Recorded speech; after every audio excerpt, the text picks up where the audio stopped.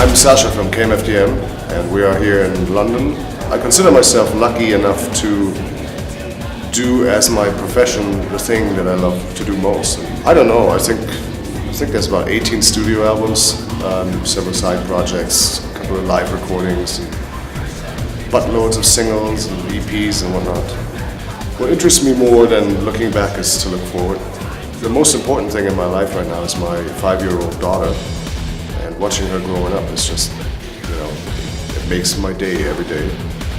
And the second most important thing, of course, is KMFDM, and we got a bunch of activities planned for the rest of this year.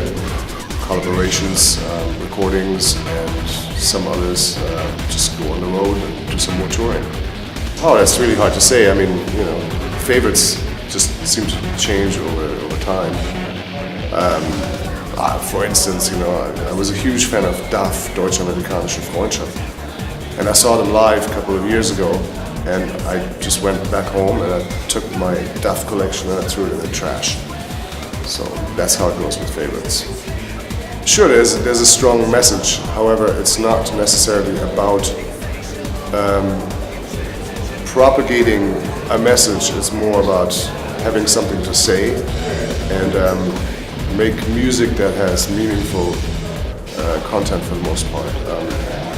I'm just not personally interested in listening to music that is, about people that wake up and feel the pain or shit like that. I'm interested in writing songs about, Russian girls that go to jail and stuff like that. I mean, one of the revelations I talked about earlier is listening to DAF. It was like, that was the hardest, most minimalist, stripped down, energetic music that I had never heard before, and it was really inspiring. Front 242, early Front 242 was a total inspiration. And I always felt, this could be done just better, like a little bit better, On this album, on Kunst, surely the Femen activist group that felled across in Kiev, that was in protest of the incarceration of Pussy Riot, that was clearly the link. On other records, it's just more or less a coincidental kind of fit.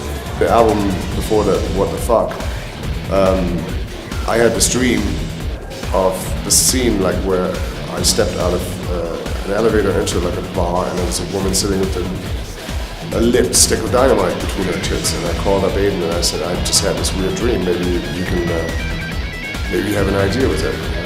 And sometimes he just was like, look at my newest piece, that would be looking really good on your next album.